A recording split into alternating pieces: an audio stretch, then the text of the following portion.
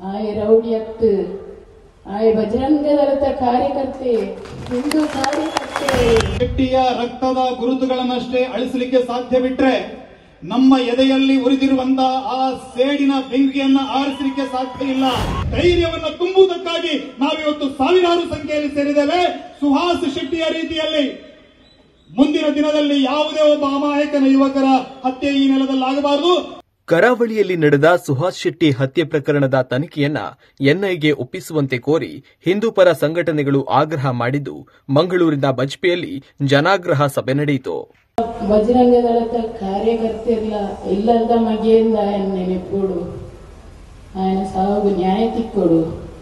ಈ government police ದಾಖಲೆ ಸರಿಯಾದ ತನಿಖೆ ಮಲ್ಪರೆ ಬುಟ್ಟು ಜೀವನ್ ಪುನಃ ಎಂಕ್ಲೆಗುಂಡು ಅಂಚಾಯಿನ ಹಿಡ್ದ ಅವರ ಎನ್ಐಗೆ ಕೊರಡು ತನಿಖೆನು ಎನ್ಐ ಹಿಡ್ದು ತನಿಖೆ ಆವಡು. ಮಾಧ್ಯಮದ ಪೂರ ಅಂದಿಟ್ಟು ತೂಪ ಒಂದು ಲೇರು 10 ಜನ ఆయన ಅಡ್ಡಗಟ್ಟಿದ್ದು ఆయన ಚಿತ್ರಹಿಂಸೆ ಮಲ್ತದಕ್ಕೆ ಇರ್ತೇವೆ. ಐಕೆ ಪರಮೇಶ್ವರ ಪೂರ ಗುಂಡೂರಾವ್ ಬಂಡೊಂದುಲ್ಲೇರು ಆಯ್ ರೌಡಿ ಇಂದು ಆಯ್ ರೌಡಿ ಅತ್ತು ಆಯ್ ಬಜರಂಗ ದಳದ ಕಾರ್ಯಕರ್ತೆ ಹಿಂದೂ ಕಾರ್ಯಕರ್ತೆ ಹಿಂದುತ್ವ ಜೀವ ಕೊಟ್ಟೆ ఆయన ಸಾವು ವ್ಯರ್ಥ ಅವರವಲ್ಲಿ ಬಜರಂಗ ದಳದ ಪೂರೈಕೆಗಳ ಹಿಂದೂ ಕಾರ್ಯಕರ್ತರಿಗೆ ಅನ್ಪನ್ಪೆ ఆయన ನೆತ್ತೆರದು ఆయన ಸಾವುಗೂ ನ್ಯಾಯ ತಿಕ್ಕೊಡುಂದು ಎನ್ಐ ಕೊರಡು. ಈ ಪೊಲೀಸ್ ದಾಖಲೆ ಸರಿಯಾದ ತನಿಖೆ ಅವರೇ ಈ ಗವರ್ಮೆಂಟ್ ಬಿಡಂದು ಅಕ್ಲೆಗ್ PFI ಬೊಕ KFT ಅಖಿಲನ ಪನ್ಲೆಕ ಚಾರ್ಜ್ ಶೀಟ್ ರೆಡಿ ಆವು ಅಂಚಾಯಿ ನೀಡಿದವರ ಎನ್ಐಗೆ ಕೊರಡು ಈ ತನಿಖೆ ಮಾತೆರಡಲ್ಲ ಮಾತ ಸೇರಿನ ಜನಕ್ಕೆ ಕೈ ಮುಗಿದು ಧನ್ಯವಾದ ಹೊಂದೋದಿಲ್ಲ. ಹೆಣ್ಣ ಮಗನ ಸಾವು ನ್ಯಾಯ ತಿಕ್ಕು ನೆಡಲಿಕ್ಕೆ ಹೋರಾಟ ಮಾಡಿಕೊಡುವುದು. ನಾವೆಲ್ಲ ಈ ಹಿಂದೆ ಬಹಳ ಅದನ್ನ ಒಂದು ರೀತಿಯಲ್ಲಿ ಅದನ್ನ ಅಂಡರ್ ಎಸ್ಟಿಮೇಟ್ ಮಾಡಿದೆವು, PFI ಅಂದ್ರೆ ಏನು ಅಂತ. ಆದ್ರೆ 1906ರಲ್ಲಿ ಮುಸ್ಲಿಂ ಲೀಗಿನ ರಚನೆ ಆಗತ್ತೆ. 1906ರಲ್ಲಿ ಮುಸ್ಲಿಂ ಲೀಗ್ ರಚನೆ ಆಗತ್ತೆ. 1900 ಧರ್ಮಕ್ಕೆ ಧಕ್ಕೆ ಆದ್ರೆ, ಧರ್ಮಕ್ಕೆ ಗ್ಲಾನಿಯಾದ್ರೆ ಪ್ರತಿರೋಧದ ದಾರಿಗೂ ಕೂಡ ಈ ಸಮಾಜ ಸಿದ್ಧವಾಗಿದೆ ಅನ್ನುವಂತ ಮಾತನ್ನು ಹೇಳ್ತಾ ಇದನ್ನ ಹೇಳಿದ್ರು. ಇದು ಹಿಂದುತ್ವದ ಪ್ರಯೋಗಶಾಲೆ ಅಂತ ಹೇಳಿದ್ರು. ಇದು ಹಿಂದುತ್ವದ ಪ್ರಯೋಗಶಾಲೆ ಆಗದೇ ಇರುತ್ತಿದ್ರೆ ಇದು ಇಷ್ಟೊತ್ತಿಗೆ ಭಯೋತ್ಪಾದಕರ ಪ್ರಯೋಗಶಾಲೆ ಆಗಿರ್ತಿತ್ತು. ಇದು ಭಯೋತ್ಪಾದಕರ ಪ್ರಯೋಗಶಾಲೆ ಆಗಿರ್ತಿತ್ತು. ಜಯಂತ್ ಶೆಟ್ಟಿ ಅವರು ಪೊಲೀಸ್ ಅಧಿಕಾರಿಗಳಾಗಿದ್ದಾಗ ಮುಂಬಯಿಯ ಯಾರೋ ಪೊಲೀಸ್ ATS ನ ಅಧಿಕಾರಿ ಇರ್ಬೇಕು, ಕರೆಯನ್ನು ಮಾಡಿದ್ರಂತೆ. ನಾವು ಮಂಗಳೂರಿಗೆ ಬಂದಿದ್ದೇವೆ, ಮುಂಬೈಯಲ್ಲಿ ಒಬ್ಬ ಟೆರರಿಸ್ಟ್ ಅನ್ನ ಅರೆಸ್ಟ್ ಮಾಡಿದ್ದೀವಿ, ಅವನು ಬಾಂಬ್ ಮಾಡುವಂತ ಒಂದಷ್ಟು ವಿಧಾನವನ್ನ ನಿಮ್ಮ ಮಂಗಳೂರಿನಲ್ಲಿ ಕಲಿತುಕೊಂಡು ಬಂದಿದ್ದಾನೆ ಅಂತ ಹೇಳ್ತಾ ಇದ್ದಾನೆ. ಅದಕ್ಕಾಗಿ ಆ ಮನೆಯನ್ನು ಹುಡುಕ್ತಾ ಇದ್ದೀವಿ ಅಂತ ಜಯಂತ್ ಶೆಟ್ಟಿ ಹೇಳಿದ್ರಂತೆ. ಈ ಹೊತ್ತಿನಲ್ಲಿ ನೀವು ಹೋಗಬೇಡಿ, ಹೋದ್ರೆ ನೀವು ಹೊರಗೆ ಬರೋದಿಲ್ಲ, ಆ ರೀತಿಯ ವ್ಯವಸ್ಥೆ ನಮ್ಮಲ್ಲಿ ಕೆಲವು ಏರಿಯಾಗಳಲ್ಲಿದೆ, ಒಂದು ಕೆಲಸ ಮಾಡೋಣ, ರಾತ್ರಿ ನಾನು ನಿಮ್ಮ ಜೊತೆ ಬರ್ತೀನಿ ಅಂತ ಹೇಳಿದ್ರು. ರಾತ್ರಿ ಹೊತ್ತಿನಲ್ಲಿ ಇದೇ ಉಳ್ಳಾಲದಲ್ಲಿ ರಾತ್ರಿ 4:30-5 ಗಂಟೆ ಹೊತ್ತಿಗೆ ಬೆಳಕಿನ ಜಾವದಲ್ಲಿ ರೈಡ್ ಮಾಡ್ತಾರೆ. ಒಂದು ಬಾಂಬ್ ಲ್ಯಾಬ್ ಅನ್ನ ಪತ್ತೆ ಹಚ್ತಾರೆ. ಅದಾದ ಬಳಿಕ ಮುಕ್ಕಚ್ಚೇರಿ, ಅದಾದ ಬಳಿಕ ಚೆಂಬುಗುಡ್ಡೆ, ಅದಾದ ಬಳಿಕ ಸುಭಾಸ್ ನಗರ, ವಾಮಂಜೂರು, ಅತ್ತಾವರ 5-6 ಕಡೆಗಳಲ್ಲಿ ಇಂಡಿಯನ್ ಮುಜಾಹಿದ್ನವರು ಬಾಂಬ್ ಮಾಡುವಂತಹ ಫ್ಯಾಕ್ಟರಿಗಳನ್ನ ಬಾಂಬ್ ಮಾಡುವಂತ ಒಂದಷ್ಟು ವ್ಯವಸ್ಥೆಯನ್ನ ಈ ಮಂಗಳೂರಿನಲ್ಲಿ ಮಾಡಿಕೊಂಡಿದ್ರು. 2 ದಿನ ಮೊದಲಾಗಿ ಬರ್ತಾ ಇದ್ರೆ ಯಾಸಿನ್ ಭಟ್ಕಳ್, ರಿಯಾಜ್ ಭಟ್ಕಳ್ ಎಲ್ಲರೂ ಕೂಡ ನಮ್ಮ ಮಂಗಳೂರಲ್ಲಿ ಅರೆಸ್ಟ್ ಆಗ್ತಾ ಇದ್ರು. ಆ ರೀತಿಯ ವಾತಾವರಣ ಇಲ್ಲಿತ್ತು. ಯಾರೊಬ್ಬ ಭಯೋತ್ಪಾದಕರ ಮುಖವಾಣಿ ಇದೆ, ಒಂದು ಕನ್ನಡ ಪತ್ರಿಕೆ, ಅವನ ಫ್ಯಾಮಿಲಿಯ ಒಬ್ಬಳೆ ಹೆಣ್ಣು ಮಗಳು ಎಲ್ಲೋ ISIS ಟೆರರಿಸ್ಟ್ ಆಗಿದ್ದಾಳೆ ಅಂತ ಇತ್ತೀಚೆಗೆ ಬಹಳ ಒಂದು ಸುದ್ದಿ ಆಯ್ತು. ದೀಪ್ತಿ ಮಾರ್ಲಾ ಅಂತ ಆಕೆ ಹೆಸರು, ಈಗ ಮರಿಯಂ ಆಗಿದ್ದಾಳೆ.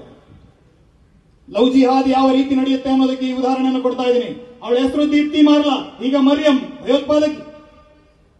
ಪಂಜಿ ಮೊಗೇರ್ನಲ್ಲಿ ಆಯೇಷಾ, ಮೌಲಾದ ಹೆಸರೇನೋ ಆಶಾಳಿಂದ ಆಯೇಷಾ, ಅಲ್ಲಿಂದ ಹುಂಕಾರ್ ಬಾಂಬ್ ಬ್ಲಾಸ್ಟ್ಗೆ ಅವಳಿಂದ 32 ಅಕೌಂಟ್, ಬೀಡಿ ಸುತ್ತುವಂತ ಹೆಣ್ಣು ಮಗಳ ಹೆಸರಲ್ಲಿ 32 ಅಕೌಂಟ್, ಎಲ್ಲ ಕಡೆಗೆ ಟೆರರ್ ಫಂಡ್ಗಳನ್ನು ಮಾಡೋದು.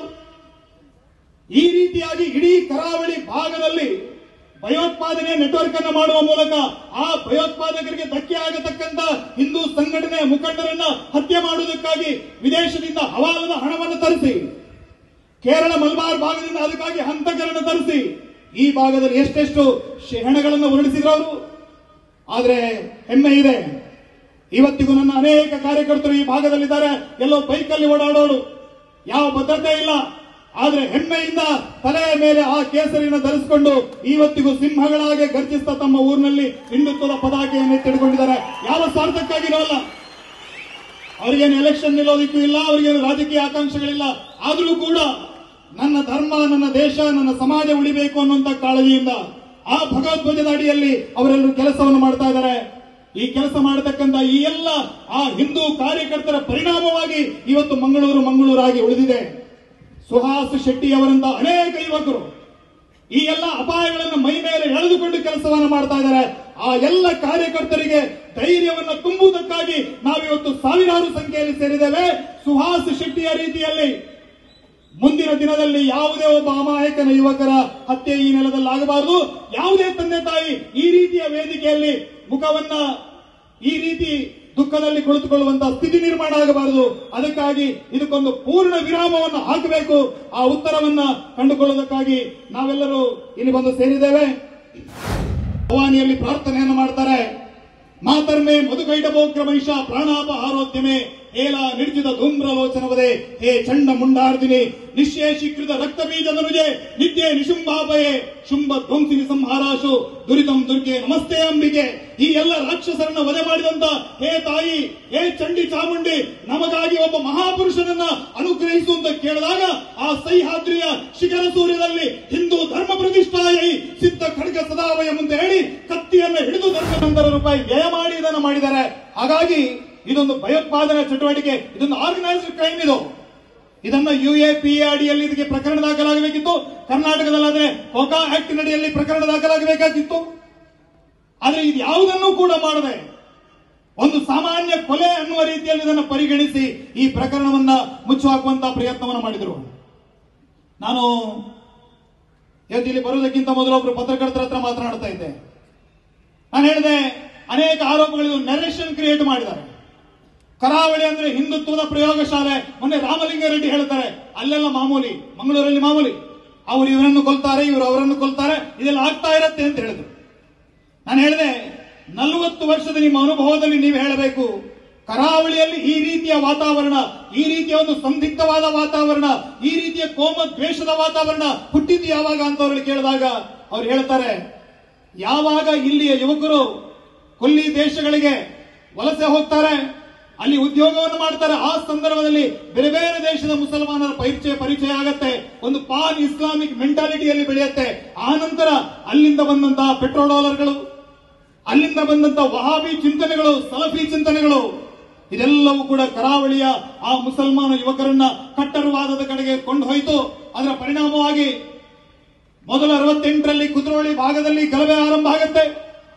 10 ವರ್ಷ ಬಿಟ್ಟು 78ರಲ್ಲಿ ಇಂದಿರಾ ಗಾಂಧಿ ಅವರನ್ನ ಬಂಧನ ಮಾಡಿದಂತಹ ಸಂದರ್ಭದಲ್ಲಿ ಬಂದರ್ನಲ್ಲಿ ಗಲಾಟೆ ಆರಂಭ ಆಗುತ್ತೆ, ಸುರತ್ಕಲ್ನಲ್ಲಿ ಗಲಾಟೆ. ಎಲ್ಲ ಕಡೆಗಳಲ್ಲಿ ವ್ಯವಸ್ಥಿತವಾಗಿ ಈ ರೀತಿಯ ಕೋಮು ಗಲಭೆಗಳನ್ನು ಮಾಡುವ ಮೂಲಕ ಹಿಂದೂ ಸಮಾಜವನ್ನ ಕೆಣಕುವಂತಹ ಕೆಲಸವನ್ನ ಮಾಡಿದ್ರು.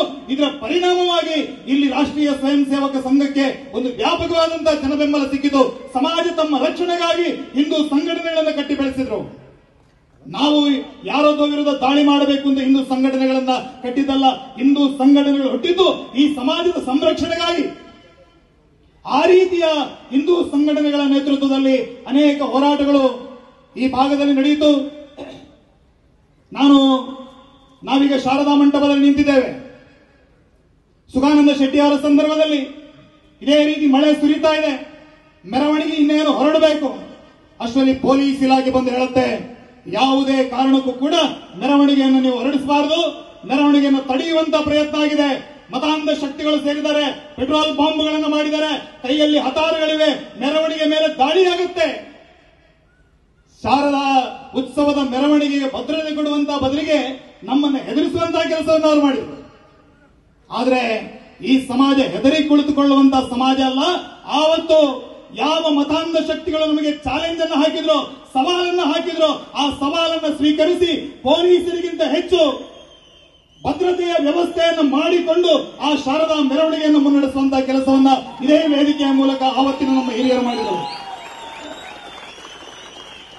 ಹಾಗಾಗಿ ಆವತ್ತಿನಿಂದ ಇದು ಶಾರದಾ ಮಂಟಪ ಮಾತ್ರ ಅಲ್ಲ, ಇದಕ್ಕೆ ಇನ್ನೊಂದು ಹೆಸರಿದೆ, ಏನು, ಶಕ್ತಿ ಮಂಟಪ.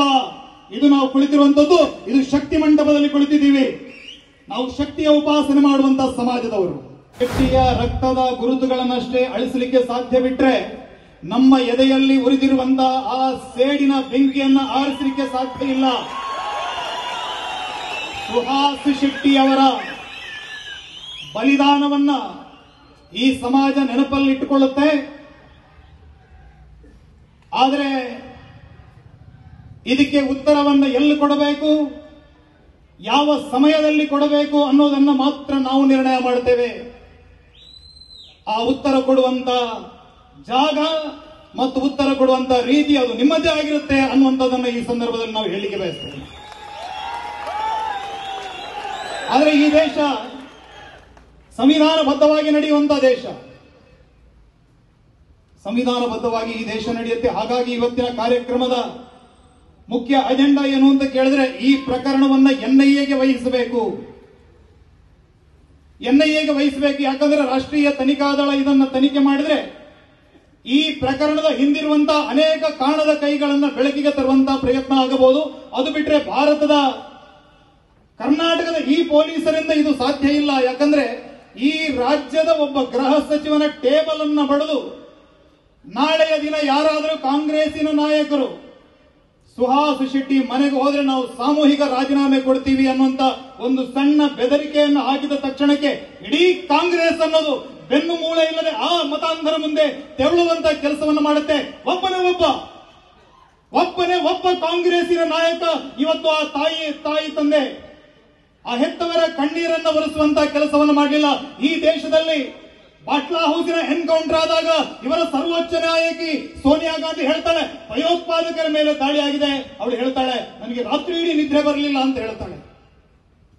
ಈ ದೇಶದ ಪ್ರಧಾನಮಂತ್ರಿಯಾಗಿದ್ದಂತ ಮನಮೋಹನ್ ಸಿಂಗ್ ಯಾಸೀನ್ ಮಲಿಕ್ ನಂತ ಉಗ್ರಗಾಮಿಯ ಜೊತೆಗೆ ಕುಳಿತು ಮೀಟಿಂಗ್ ಅನ್ನು ಮಾಡ್ತಾರೆ.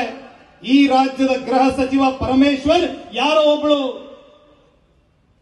ಚಿನ್ನದ ಸ್ಮಗ್ಲಿಂಗ್ ಅನ್ನ ಮಾಡಿದಂತ ಗೋಲ್ಡ್ ಸ್ಮಗ್ಲರ್ಗೆ 40 ಲಕ್ಷ ರೂಪಾಯಿ ಪಾವತಿ ಮಾಡಿದಂತ ಆರೋಪವನ್ನು ಎದುರಿಸ್ತಾ ಇದ್ದಾರೆ. ಇಡಿ ಅವರು ರೈಡ್ ಮಾಡಿದ್ದಾರೆ ಮೊನ್ನೆ. ಇವರೆಲ್ಲ ಸೇರಿ ನಮ್ಮ ಒಬ್ಬ ಕಾರ್ಯಕರ್ತನಿಗೆ ರೌಡಿ ಶೀಟರ್ ಅನ್ನುವಂತ ಪಟ್ಟವನ್ನು ಕಟ್ತಾರೆ. ಅರೆ, ಈ ವೇದಿಕೆಯ ಮೂಲಕ ಹೇಳ್ತೀವಿ, ಈ ಸಭೆಯಲ್ಲಿರುವಂತಹ ಬಹುಶಃ 40% ಕಾರ್ಯಕರ್ತರೆಲ್ಲರೂ ಕೂಡ ರೌಡಿ ಶೀಟರ್ಗಳಿದ್ದೀವಿ ನಾವು. ನನ್ನನ್ನ ಸೇರಿದ ಹಾಗೆ ನಾವೆಲ್ಲರೂ ಕೂಡ ರೌಡಿ ಶೀಟರ್ಗಳು. ನಾವು ಯಾರನ್ನು ಡಕಾಯಿತಿ ಮಾಡಲಿಲ್ಲ, ಯಾರನ್ನ ಕತ್ತಿಗೋ ಚಾಕು ಇಟ್ಟು ಯಾರನ್ನು ಲೂಟಿ ಮಾಡಲಿಲ್ಲ, ಯಾರದ್ದು ಮನೆಯ ಕೊಟ್ಟಿಗೆಗೆ ನುಗ್ಗಿ ಗೋವುಗಳನ್ನ ಅಪಹರಣ ಮಾಡಲಿಲ್ಲ. ಕೇವಲ ಹಿಂದುತ್ವದ ಬಗ್ಗೆ ವಿಚಾರವನ್ನ ಪ್ರಚಾರ ಮಾಡಿದ್ದೇವೆ, ಕಾರ್ಯಕ್ರಮಗಳನ್ನು ಸಂಘಟನೆ ಮಾಡಿದ್ದೇವೆ ಅನ್ನುವಂತ ಏಕೈಕ ಉದ್ದೇಶದಿಂದ ನಾವೆಲ್ಲ ರೌಡಿ ಶೀಟರ್ಗಳು. ನಾಳೆ ದಿನ ಸತ್ತರೆ ನಮ್ಮ ಹೆಸರ ಮುಂದೆ ಕೂಡ ಇದೆ ಬರೋದು, ರೌಡಿ ಶೀಟರ್ ಶ್ರೀಕಾಂತ್ ಶೆಟ್ಟಿ ಹತ್ಯೆ ಅಂತ ಬರುತ್ತೆ. ಬಿಟ್ರೆ ಅದಕ್ಕಿಂತ ಹೆಚ್ಚೇನು ಇವರು ಬರೆಯೋದಿಲ್ಲ. ನಮಗೆ ಈ ಪಟ್ಟವನ್ನು ಕಟ್ಟಿದವರು ಯಾರು? ಈ ಸರ್ಕಾರ, ಈ ಪೊಲೀಸ್ ಇಲಾಖೆ. ಹಾಗಾಗಿ ಈ ಪೊಲೀಸ್ ಇಲಾಖೆಯ ಮೇಲೆ ನಮಗೆ ಯಾವ ನಂಬಿಕೆ ಇಲ್ಲ. ಎನ್ಐಎ ಮೂಲಕ ಇದು ತನಿಖೆ ಆಗಬೇಕು. ಹಿಂದೆ ಸ್ವಾತಂತ್ರ್ಯ ಪೂರ್ವದಲ್ಲಿ ಬಹುಶಃ 1904ರಲ್ಲಿ ಸಾರೆ ಜಹಾ ಸೆ ಅಚ್ಚಾ ಅನ್ನುವಂತ ಒಂದು ಪದ್ಯವನ್ನು ಬರೆದಿದ್ರು ಅಲ್ಲಮ್ಮ ಇಕ್ಬಾಲ್. ಆ ಪದ್ಯದಲ್ಲಿ ಹೇಳ್ತಾರೆ, यूनान रूस मिस्र सब मिट गए लेकिन मिटती नहीं अस्थि हमारी कुछ बात है इसमें ಅಂತ ಹೇಳ್ತಾರೆ. ಅದೇ ರೀತಿಯಲ್ಲಿ ಸುಹಾಸ್ ಶೆಟ್ಟಿ ನಮ್ಮ ಇಡೀ ಹಿಂದೂ ಸಮಾಜದ ಹೃದಯದಲ್ಲಿ ವಿಜೃಂಭಿಸ್ತಾ ಇದ್ದಾರೆ ಅಂತ ನಾವು ಘಂಟಾಘೋಷವಾಗಿ ಈ ಸಂದರ್ಭದಲ್ಲಿ ಹೇಳ್ತಾ ಇದ್ದೇವೆ. ಇವತ್ತು ಇಡೀ ನಮ್ಮ ಹಿಂದೂ ಬಂಧುಗಳು ಸೇರಿಕೊಂಡು ಸಂಘಟನೆಯ ಪರಿವಾರದ ಭಯೋತ್ಪಾದಕರನ್ನು, ಸುಹಾಸ್ ಶೆಟ್ಟಿ ಹತ್ಯೆಗೆ ಸಹಕರಿಸಿರುವ ಬುರ್ಕಾದಾರಿ ಭಯೋತ್ಪಾದಕರನ್ನು,